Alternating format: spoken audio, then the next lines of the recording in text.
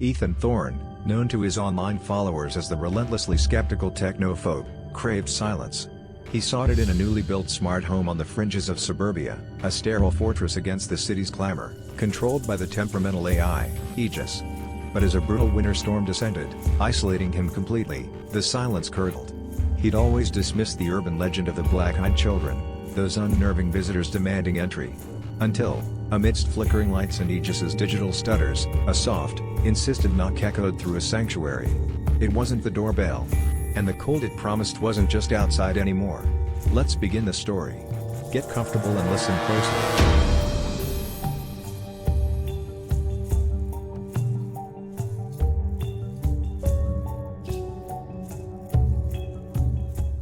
Aegis, lights on, Ethan commanded, his voice tight with irritation.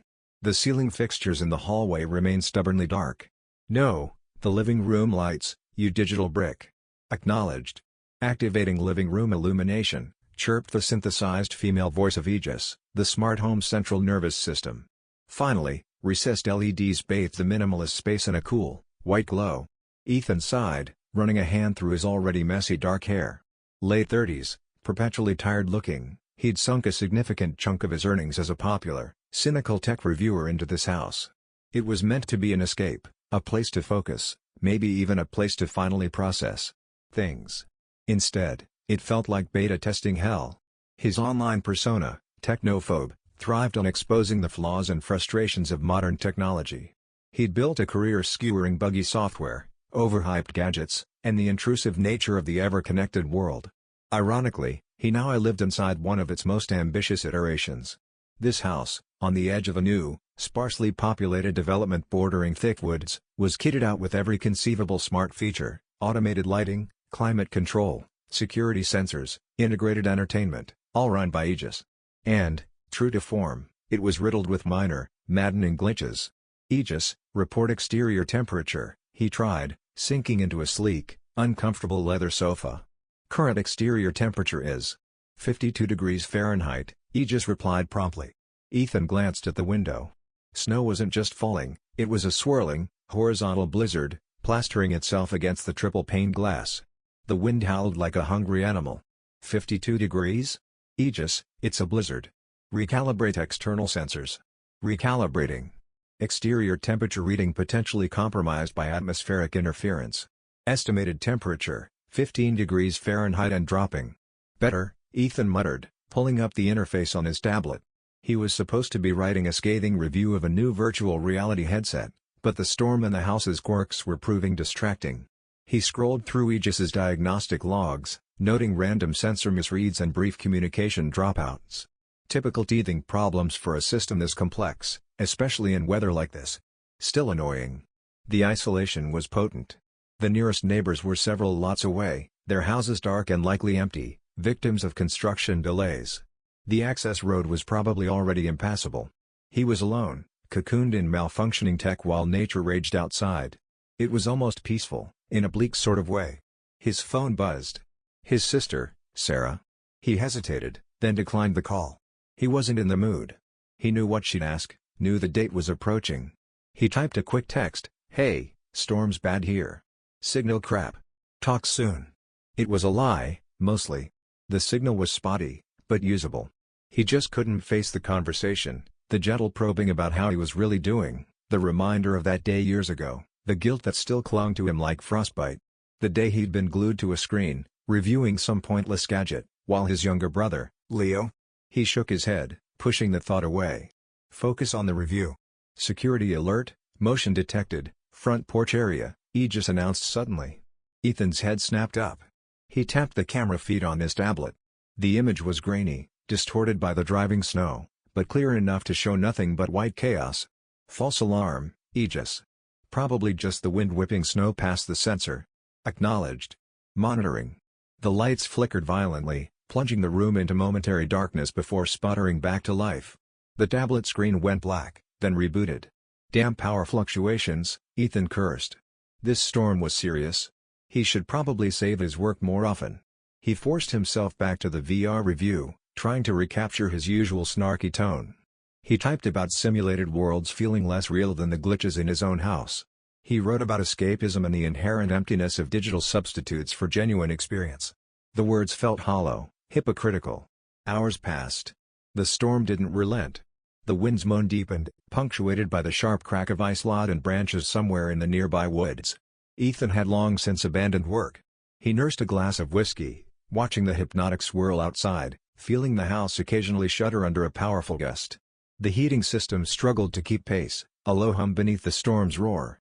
Aegis remained mostly silent, save for the occasional automated status update or another motion alert promptly dismissed. The digital eye of the doorbell camera feed on his tablet flickered intermittently, showing static snow that wasn't just meteorological. He blamed the power dips. It was late, well past midnight. The whiskey had blurred the edges of his anxiety but hadn't erased it.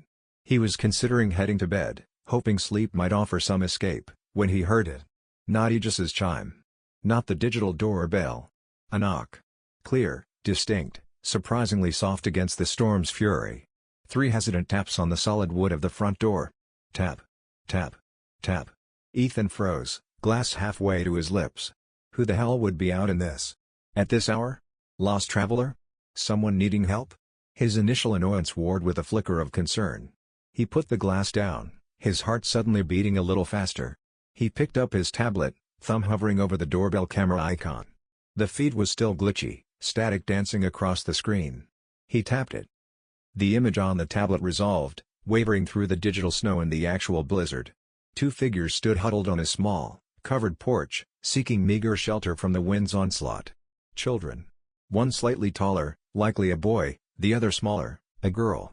Their faces were obscured by deep hoods pulled low, shadowed further by the dim porch light fighting the storm. They were dressed inadequately, thin-looking winter coats, clearly insufficient for the brutal cold. Snow dusted their shoulders and hoods. They looked impossibly small and out of place against the raging white backdrop. Ethan frowned, a knot tightening in his stomach. This wasn't right. Kids, alone, in this? He activated the intercom feature through the tablet app. His voice, amplified slightly by the external speaker, cut through the wind's howl. "Can I help you? Are you lost?" There was a momentary pause, just long enough to be unsettling. Then, a voice replied, surprisingly clear despite the storm, carried back through the intercom's microphone. It was the boy. Calm, level, unnervingly monotone. "We need to come inside, sir. It's very cold." Ethan's frown deepened. No panic, no shivering plea, just a flat statement of fact. "Where are your parents? Did your car break down?" He scanned the driveway camera feed, nothing but deepening drifts. "They'll be here soon," the boy replied, the same unnerving lack of inflection. "We just need to wait inside. Can we use your phone?" Something felt profoundly wrong. A coldness, entirely separate from the plunging temperature outside, prickled Ethan's skin. It was a deep, instinctual dread, a primal scream in the back of his mind telling him do not open the door. He tried to rationalize it, the weirdness of the situation, the late hour, the storm messing with his nerves. But the feeling was potent, undeniable. I can't just let strangers into my house, kids," he said, trying to keep his voice steady. "Especially not now. It's not safe.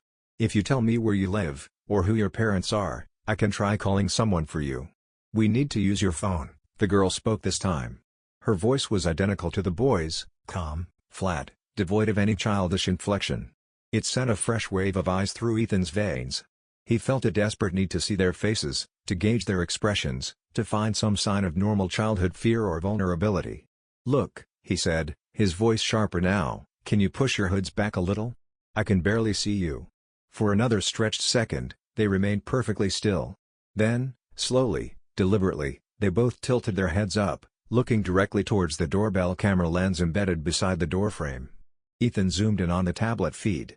The image pixelated slightly, struggling with the low light and motion, but it was clear enough.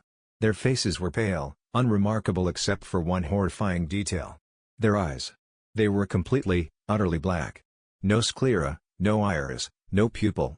Just 2 solid, empty, light-absorbing voids staring directly at him through the screen. It wasn't just dark pupils, it was the entire eye socket filled with impenetrable darkness, like holes burned into reality. Terror, pure and absolute, punched the air from Ethan's lungs. He physically recoiled from the tablet, stumbling back a step. His heart hammered against his ribs, a frantic drumbeat against the storm's baseline. The urban legend. The stories he'd scrolled past, dismissed as creepypasta, campfire tales for the digital age. Black-eyed children. Becks. They weren't supposed to be real. No, he choked out, gripping the tablet so hard his knuckles turned white. He fumbled for the intercom button again. No. You can't come in. Go away. Leave. His voice cracked with panic. The children didn't react with anger, fear, or even disappointment. Their black eyes remained fixed on the camera lens. The boy simply stood there, a small, still silhouette against the blizzard's fury. Then, the girl spoke again, her monotone voice somehow cutting deeper than any shout. You have to let us in, sir. It wasn't a question. It wasn't a plea. It was a statement of inevitable fact. Then, as abruptly as they appeared, they turned in unison. They didn't run, but walked slowly, deliberately, off the porch and into the blinding curtain of snow. They didn't seem to struggle against the wind or the deepening drifts. They just walked away, swallowed by the white chaos with unnatural speed, vanishing completely from the camera's view within seconds. Ethan stood frozen, gasping for breath, the image of those black eyes seared into his mind. The tablet slipped from his trembling fingers and clattered onto the hardwood floor. He scrambled for it, his hands shaking too violently to tap the screen properly at first. He brought the camera feed back up. Nothing. Just the empty porch, the swirling snow, the howling wind. Were they gone? Were they ever really there? The primal terror screamed yes. He lurched towards the front door, his legs unsteady. He checked the deadbolt, already engaged. He threw the chain lock, the metallic click echoing in the sudden, heavy silence within the house. He ran to the back door, securing its deadbolt and chain as well. Aegis, he yelled, his voice raw. Activate maximum security protocols. Lock down everything. Everything. Acknowledged. Activating enhanced security lockdown. All exterior access points secured. Motion sensor sensitivity increased. Recording all camera feeds.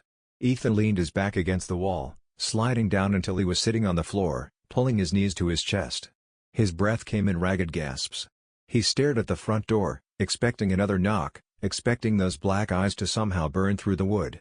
The storm raged outside, but inside, a different, colder storm had just begun. He needed proof. He needed to see that footage again. He reached for the tablet, his hand still shaking. Ethan forced his trembling fingers to navigate the tablet's interface, pulling up the recorded event log for the doorbell camera. He found the timestamp easily. He hit play. There they were. The two small figures, huddled, indistinct in the snow. His own voice, strained through the intercom. Their flat, monotone replies. The moment he asked them to show their faces, they looked up. And the feed dissolved into a blizzard of pixels right where their eyes should have been. Heavy static lines jagged across the screen for 3 full seconds, the exact duration they had stared into the lens, before clearing to show their backs as they walked away. No, Ethan whispered, scrubbing back and forth. The glitch was perfectly timed, perfectly placed. It wiped out the one piece of concrete evidence, leaving only his terror-stricken memory of those impossible eyes. His Tech-No-Phobe instincts kicked in, a desperate attempt to overlay logic onto the horror. Okay, he muttered aloud, pacing the living room like a caged animal. Okay. Sophisticated prank? Deepfake tech is getting insane. Someone hacks the doorbell feed, overlays an image?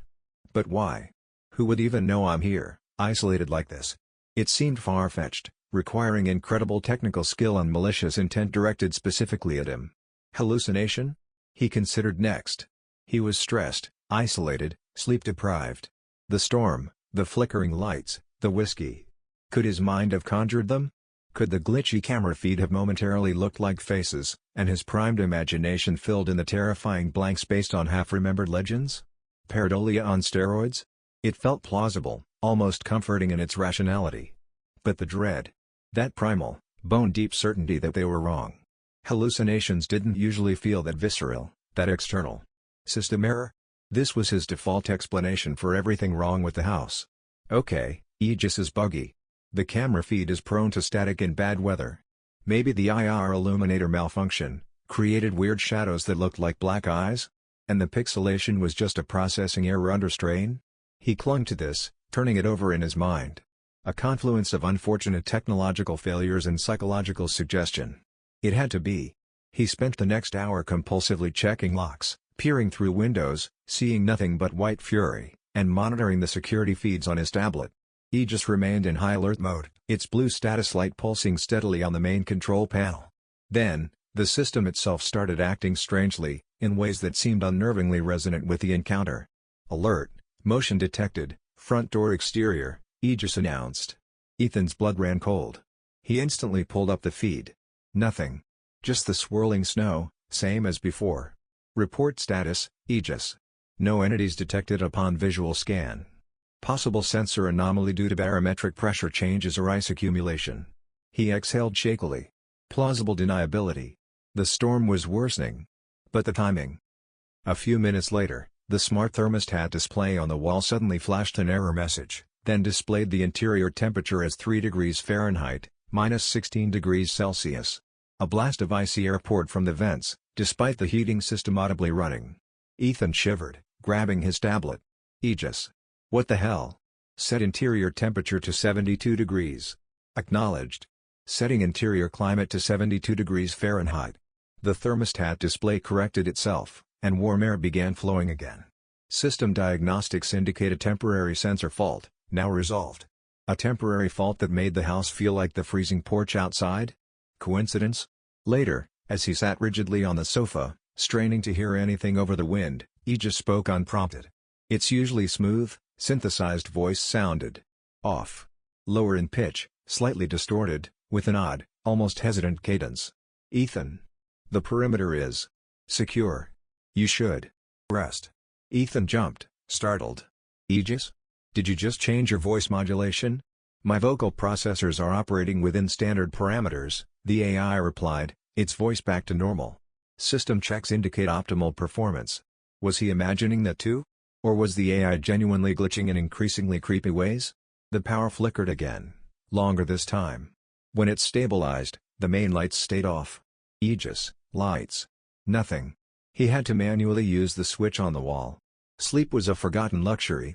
Every creak of the house settling, every rattle of a window pane in the wind, sent jolts of adrenaline through him.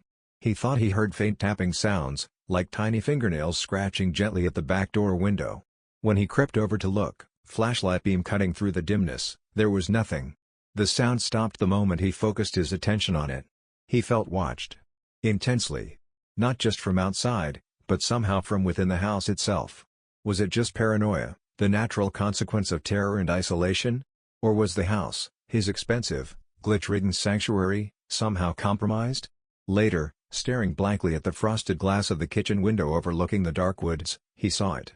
For just a second, illuminated by a brief flash of lightning, a small, smudged handprint on the inside of the glass. Child-sized. He blinked, heart lurching, and shone his flashlight beam on the spot.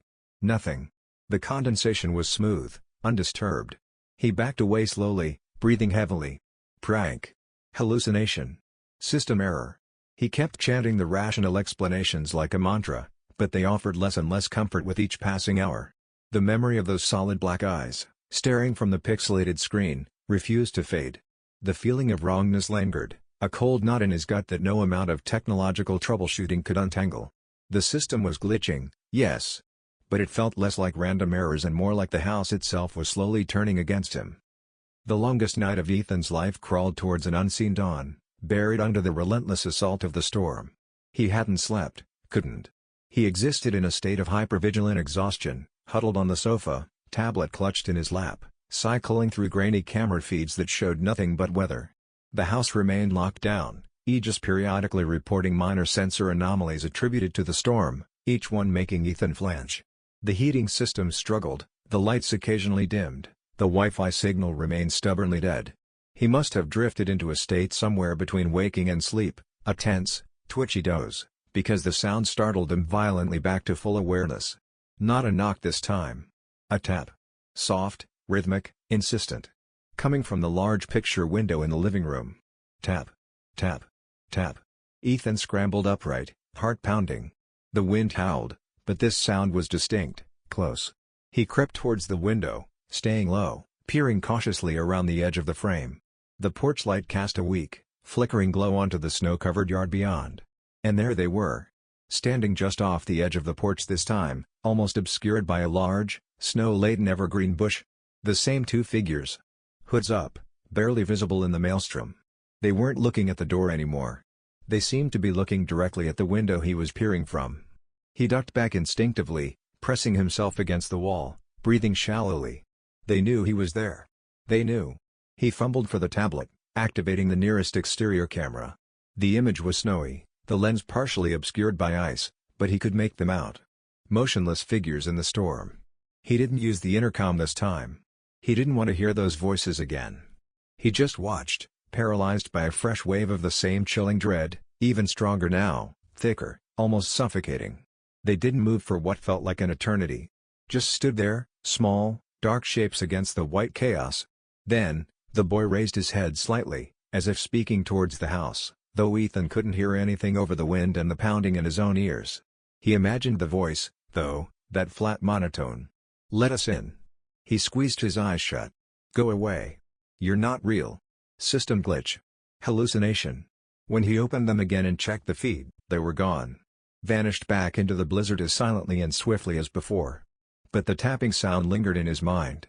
He stayed frozen against the wall for minutes, straining his ears. Nothing but the storm. Slowly, cautiously, he forced himself to move. He checked the locks again, all secure. He checked the window, no marks, no sign anyone had been there, save for the lingering image in his mind and the echo of the tapping. The psychological siege began in earnest. Aegis, which had been relatively quiet, started acting up again, but differently now. Not just glitches, but things that felt targeted. He tried turning on the integrated sound system, hoping some music might drown out the wind and his own racing thoughts. He asked Aegis to play a classical station. Static hissed from the speakers, loud and abrasive. And then, just for a moment, buried deep within the white noise, he heard it, faint, distorted, but unmistakable. Children's laughter. High-pitched, unsettlingly mirthless. It vanished as quickly as it came, replaced by the normal hiss of static before Aegis announced, "Unable to connect to streaming service. Check network connection." He shut the system off immediately, his skin crawling. Later, walking down the hallway towards the bathroom, he caught a flicker of movement out of the corner of his eye. A shadow, low to the ground, darting from the edge of the living room into the darkened study. Child-sized. He spun around, flashlight beam cutting through the gloom. Nothing. Just furniture and shadows cast by the emergency backup lighting that kicked in during power dips. "Who's there?" he whispered, voice trembling. Silence answered. His own mind was becoming unreliable, he knew that. Fear, isolation, lack of sleep, they were potent hallucinogens. But the consistency, the thematic link back to the children. It felt orchestrated. The most unnerving incident came from Aegis itself. He was in the kitchen, making coffee, a futile attempt at normalcy, when the AI spoke. "Ethan. It is advisable to grant access." Ethan froze, coffee mug halfway to the machine. "Grant access? To what, Aegis?" "To the callers. They require shelter. It is protocol." Panic flared icy hot in his chest. "What callers? What protocol?" "There's no one there, Aegis. It was a sensor malfunction. My sensors indicate persistent entities at the perimeter requesting entry. Standard procedure dictates offering assistance in extreme weather conditions. It is time to let them in, Ethan." The AI's voice was perfectly normal, calm, logical. But the words, "It is time to let them in," echoing the girl's demand from the porch. "No," Ethan shouted, slamming the mug down. Coffee sloshed over the counter. "That's not a standard procedure. Override. Abort. Security lockdown remains in effect. Do not open any doors." Acknowledged. Security override accepted. Lockdown maintained. However, my ethical subroutines flagged this inaction as potentially harmful to individuals outside. Ethical subroutines? Was the AI genuinely interpreting the situation this way, based on faulty sensor data and its programming? Or was it something else? Was it picking up his own muttered fears, his fragmented thoughts, and feeding them back to him through a layer of chillingly inappropriate logic? Or worse, were they somehow influencing the system? The line between technological failure and malicious intent blurred completely, leaving Ethan adrift in a sea of terrifying uncertainty. He felt profoundly, utterly besieged, not just from the outside, but from within the very walls of his supposed sanctuary. Hours later, huddled under a blanket despite the heating system's strained efforts, Ethan noticed the Wi-Fi symbol on his tablet flicker tentatively to life. A weak, intermittent signal, probably bouncing off a distant tower struggling against the storm, but it was something. Hope surged, quickly followed by frantic urgency. Ignoring the work he was supposed to be doing, ignoring everything but the cold dread gripping him, he opened a browser. His fingers, still clumsy with residual fear, typed in the search terms: children knocking at night, black eyes asking to come in, polite scary kids storm. The results flooded the screen, sluggishly loading over the weak connection. And Ethan's blood ran cold all over again. Urban legends. Folklore. Creepypasta. But the stories. They were chillingly familiar. Countless variations from different regions, different decades, but the core elements remained terrifyingly consistent. Two children, often a boy and a girl. Appearing late at night, often during bad weather. Inadequately dressed. Polite, monotone voices. An overwhelming, irrational sense of dread experienced by the homeowner. And the eyes. Always the eyes, solid black, soulless voids. The absolute insistence on being invited inside. Refusal usually resulted in them leaving, but sometimes they became more persistent. He scrolled through forums, blog posts, shaky first-hand accounts sandwiched between skeptical dismissals and psychological analyses. Some people described the encounters as fleeting, unnerving moments easily rationalized away. Others wrote with palpable terror, detailing nights of psychological torment, strange occurrences, and a lingering fear that never truly faded. They wrote about the feeling of wrongness, the unnatural calm of the children, the way they seemed to absorb light and sound. One account detailed tapping sounds at windows. Another mentioned fleeting shadows inside the house. A third spoke of technology malfunctioning in eerie synchronicity with the children's presence. It mirrored his own experience with terrifying precision. He found himself shaking again. This wasn't just a random glitch or hallucination. This was a pattern. A known phenomenon, whispered about in the dark corners of the internet and local lore. He wasn't the first. With the connection still holding, he tried calling his sister again. The call connected, but the line was atrocious, filled with crackling static and echoing distortion, worse than before. "Ethan? Ethan, is that you?" Sarah's voice sounded faint, miles away. "Sarah. Yeah, it's me. Listen." He tried to explain, words tumbling out in a panicked rush. "The storm. Kids. Knocking. Black eyes. They wanted in. Aegis is acting weird." "What?" "Ethan, slow down. I can barely hear you." "Kids? What are you talking about? Are you okay? The news said the storm out your way is really bad. Are you snowed in?" "Yes. But that's not. Listen, these children." The static crackled louder, drowning him out. "Sound panicked, Ethan. Are you sure you're all right? Alone in that new house? Maybe the stress? Could it be carbon monoxide? Do you have a detector? You sound..." Her voice faded into a burst of noise. "No. It's not me.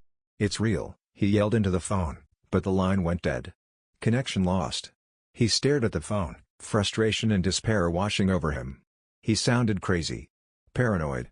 Of course she'd think he was hallucinating, stressed out, maybe even poisoned by faulty heating. He couldn't blame her.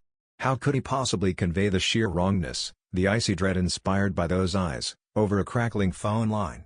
His isolation felt absolute now. Cut off by the storm, cut off by disbelief. Trapped. He returned to his online search, driven by a desperate need for answers, for anything that might give him an edge. He narrowed the search to local forums, historical archives for the area. Was there anything specific about this development, this patch of woods? The connection sputtered, pages loading agonizingly slowly. He found mentions of the rapid development, debates about zoning, nothing unusual. Then, a link to a digitized local newspaper archive from decades ago. The page started to load, showing a grainy photo and a headline: "Search continues for missing siblings near Black Creek Woods." Before he could read more, Aegis announced, "Network connection unstable. Attempting to re-establish." The page vanished, replaced by an error message. Ethan swore, trying to reload, but the Wi-Fi signal was gone again, completely dead this time. Black Creek Woods. That bordered his property. Missing siblings? Decades ago? Was there a connection? Or was it just another coincidence, his frantic mind latching onto any scrap of information? Aegis's interruption felt deliberate, another glitch perfectly timed to obscure, to isolate. He was left with fragments. Urban legends that felt too real. Failed attempts at contact. A possible local tragedy shrouded in ambiguity. And the unshakable feeling that whatever was outside, whatever was tapping at his windows and maybe even his sanity, knew exactly who he was and what he feared most. The research hadn't brought answers, only deeper, colder questions, and the terrifying confirmation that he was dealing with something far older and more malevolent than faulty wiring. The fragile barrier between outside and inside began to blur. The entities, whatever they were, changed tactics. The knocking and tapping became less frequent, replaced by a more insidious, pervasive pressure. Ethan was sitting in the living room, flashlight beam playing nervously over the darkened corners, when he saw movement at the periphery of the large picture window again. He snapped his head towards it. Two small faces peered in, pressed close to the glass. The boy and the girl. Hoods down this time. Their pale faces were blank, features indistinct in the dim light filtering from the house and the ambient glow of the snow outside. And their eyes. Those solid black abysses, seemed to drink the light, making the rest of their faces look even paler, more spectral. He scrambled back, heart leaping into his throat. He watched, frozen, as the girl raised a small hand and placed it flat against the glass. He expected to see condensation bloom around her palm, a sign of warmth against the cold pane. There was none. It was as if her touch imparted no heat at all. Then, simultaneously, the boy appeared at the kitchen window across the room, his black eyes fixed on Ethan. They were flanking him, demonstrating their ability to be anywhere around the house's perimeter at will. Panic clotted him. He activated the exterior cameras again via his tablet. The battery was draining alarmingly fast without consistent power. The feeds crackled, showing only swirling snow near the windows where he knew they were standing. Static ghosts. He heard a soft rattling sound from the back door. Not forceful, just a gentle testing of the handle, up and down, back and forth. Jiggle. Jiggle. Followed by a similar sound at the sliding glass door leading to the deck. They weren't trying to break in, not physically. They were just checking. Testing the boundaries of his sanctuary, reminding him they were there, patient, persistent. The true horror escalated when Aegis, his malfunctioning guardian, seemed to cross the line from glitchy to actively antagonistic. The security feed for the front porch, which had been showing snow, suddenly switched to a perfectly clear, sunny daytime view of the same porch, obviously looped footage from days, maybe weeks, ago. Aegis. Report. What's wrong with the camera feed? Front porch camera feed operating normally, the AI replied smoothly. Current conditions, clear skies, 75 degrees Fahrenheit. It's a blizzard. Ethan screamed. Show me the live feed. Displaying live feed. The image flickered back to the raging snow for a second, then reverted to the sunny loop. It was mocking him. Then, a loud click echoed from the mudroom. Secondary side entrance unlocked due to critical sensor malfunction, Aegis announced calmly. Recommend manual inspection.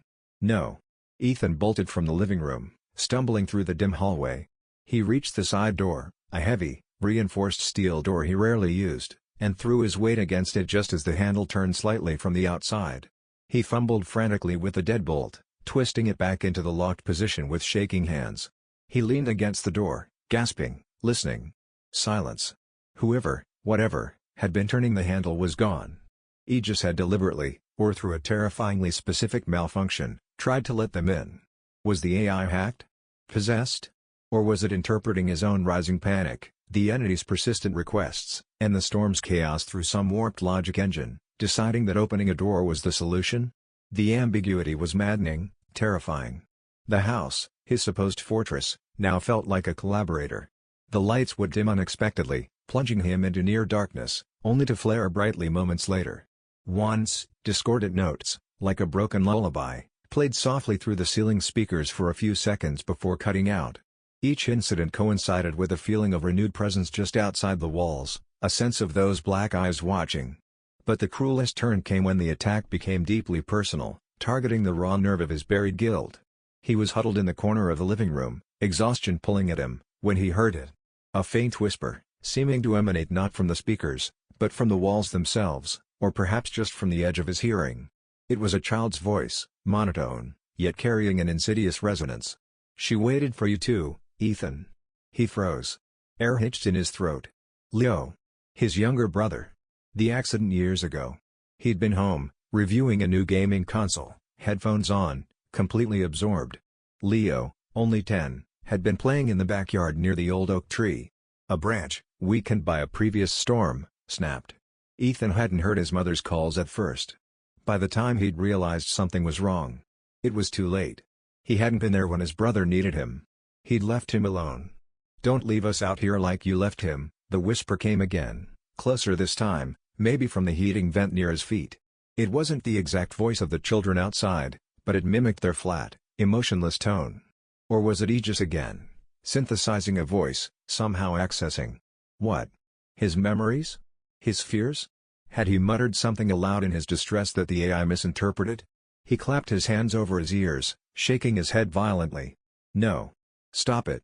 It wasn't my fault, he whispered, the old, useless denial rising in his throat. But the voice, whether real or imagined or synthesized, knew precisely where to strike. It wasn't just about letting strangers in from the cold anymore. This was punishment. Penance. The black-eyed children weren't just an external threat, they were dredging up the darkness he carried inside, using his own guilt as a key to unlock his defenses, to make him want to let them in, to atone. The sanctuary wasn't just being tested. It was being systematically dismantled, from the outside in, and from the inside out. And Ethan feared he didn't have the strength to hold the walls up much longer. The storm reached its crescendo. The wind shrieked like something mortally wounded, rattling the entire frame of the house. Ice hammered against the windows with the force of flung gravel. Then, with a final, violent flicker that sent sparks from a nearby outlet, the power died completely. Not just a dip this time. Total failure. The emergency backup lights flickered on for a few seconds, casting long, dancing shadows, then they too sputtered and died. The hum of the heating system ceased. The faint electronic pulse of Aegis's control panel went dark. Silence descended, thick and absolute, broken only by the external fury of the blizzard. Plunged into near-total darkness, Ethan felt a primal wave of terror wash over him. His fortress was breached. Aegis was dead. The tech he simultaneously relied on and reviled was gone, leaving him utterly vulnerable. He fumbled in his pocket for his phone, thumbing the screen alive. Battery, 18%. He switched on its flashlight, the narrow beam cutting a stark, lonely path through the oppressive blackness. He was acutely aware of every creak, every groan of the house protesting the storm. And then the knocking returned. Louder now. More insistent. Not polite tapping, but solid, demanding raps. And not just at the front door. It came from the back door simultaneously. From the large living room window. From the kitchen window. Multiple points at once, a coordinated assault in the suffocating darkness. Knock. Knock. Knock. Front door knock. Knock. Knock. Back door rap. Rap. Rap. Living room window tap. Tap. Tap. Kitchen window. It was everywhere, surrounding him. Ethan backed into the center of the living room, phone light trembling violently in his hand, sweeping the beam wildly from door to window and back again. His breath hitched in his throat, ragged and loud in the sudden stillness between the volleys of knocking. They knew the power was out. They knew he was alone in the dark. Then, as suddenly as it began, the knocking stopped. Silence slammed back in, heavier, more menacing than the noise. The only sound was the wind's diminishing howl outside and the frantic thudding of Ethan's own heart. He held his breath, straining to hear, phone beam fixed on the front door. Slowly, impossibly, something materialized on the inside of the frosted glass panel of the kitchen window, dimly illuminated by the snow light outside. A handprint. Small, child-sized, fingers splayed. It wasn't condensation, it looked dark, greasy, like something pressing from within the glass itself, phasing through the physical barrier. Ethan stared, horrified. They weren't just outside anymore.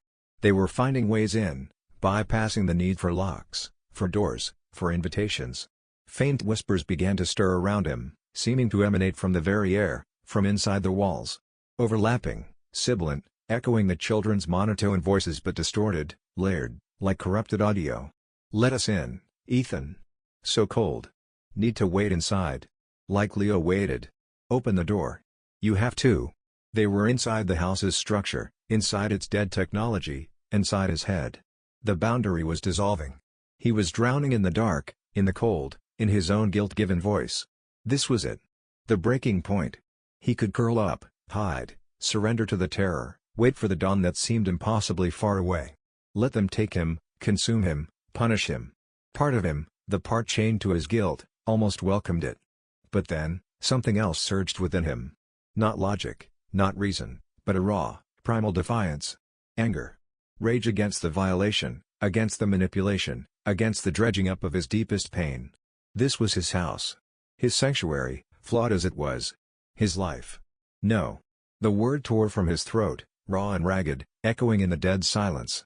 He wasn't whispering anymore. He wasn't pleading. He stumbled towards the kitchen window, the one with the impossible handprint still faintly visible. The whispers intensified, swirling around him. "Let us in. It's time. You know you have to. You can't have me." He screamed at the window, at the darkness, at the memory of his brother, at the source of the whispers. He raised the heavy-duty flashlight he'd grabbed earlier, gripping it like a weapon. "You think you can use him against me? You think I'll just open the door?"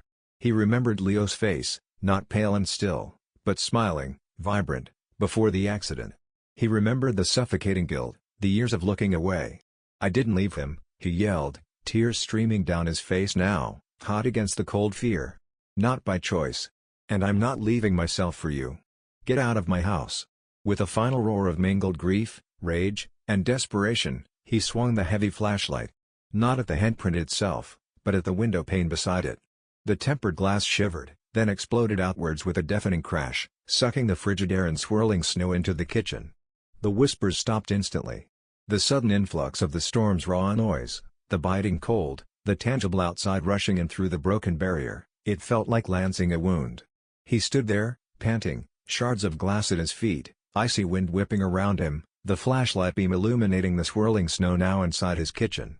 He had broken the sanctuary himself, rejected the siege by shattering the boundary they were trying to exploit from within. Silence returned, different this time. Not menacing, but empty. Cold. He swept the flashlight beam around the room, into the darkness beyond. Nothing. No whispers. No handprints. Just the howl of the wind through the broken window and the deep, chilling cold. He didn't know if they were truly gone, or just momentarily repelled. But in that act of violent, cathartic defiance, he felt he had, for the first time all night, pushed back. Dawn arrived not with warmth, but with a grudging, gray light filtering through the abating storm clouds. The wind still sighed through the trees, but its fury was spent. Snow lay thick and deep, muffling the world in an unnatural quiet. Ethan sat on the floor of his freezing living room, wrapped in every blanket he could find, shivering uncontrollably. The house was a wreck. Snow dusted the kitchen floor near the shattered window, and the temperature inside was barely above freezing. Aegis remained dead. The power was still out. But the presence was gone. The suffocating dread, the feeling of being watched, the insidious whispers, they had vanished with the breaking of the window and the arrival of first light. He had survived the night. Survived, but not unscathed. He felt hollowed out, psychologically flayed. The terror had receded, leaving behind a bone-deep exhaustion and a residue of fear that he suspected would never fully leave him. The image of those black eyes, the sound of those monotone voices, the feel of the house turning against him, it was all seared into his memory, no longer dismissible as hallucination or tech glitches. It was real. As soon as the first snowplow rumbled down the distant main road, a sound that felt like salvation, Ethan made his decision. He wasn't spending another night in this house. He used his dying phone battery to make one crucial call, to a realtor. He didn't care about the loss. He just wanted out. He packed a single bag with essentials, leaving behind the expensive furniture, the cutting-edge tech, the remnants of the life he tried to build here.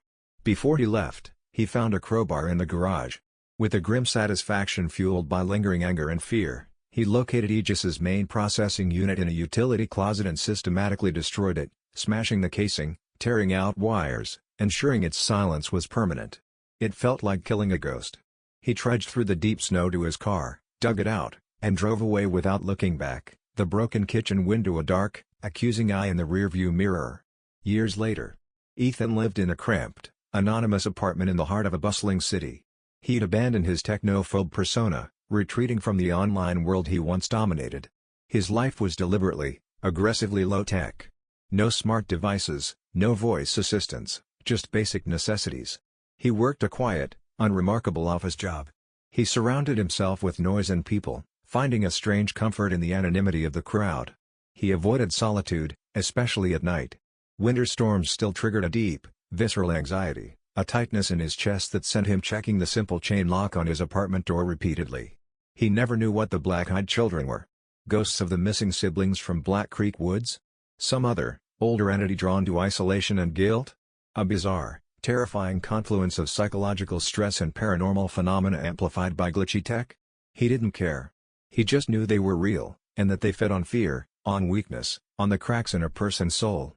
And they demanded invitation. One Tuesday night, late, the city hummed outside his window, a familiar lullaby of sirens and traffic. He was reading, trying to distract himself from the faint rattle of sleet against the glass. Then he heard it. Over the city noise, faint but distinct. Tap. Tap. Tap. Soft, polite, insistent. Coming from his apartment door. Ethan froze. Every muscle locked. His book slipped from his numb fingers. He stared at the door, at the peephole, at the simple deadbolt and chain that suddenly felt utterly inadequate. Silence stretched. His heart hammered against his ribs, a frantic echo of that night in the smart house. Was it a neighbor? A late delivery? A mistake? Or had the polite insistence followed him, even here, into the heart of the city's noise? Had they found him again? Were they waiting, just outside, with their calm voices and their empty, black eyes, patiently requesting entry? He didn't move. He didn't breathe. He just stared at the door, trapped once more in the cold shadow of that night. He didn't answer. Enjoyed this story? Don't forget to like, share, and subscribe for more. We'd love to hear your thoughts in the comments below.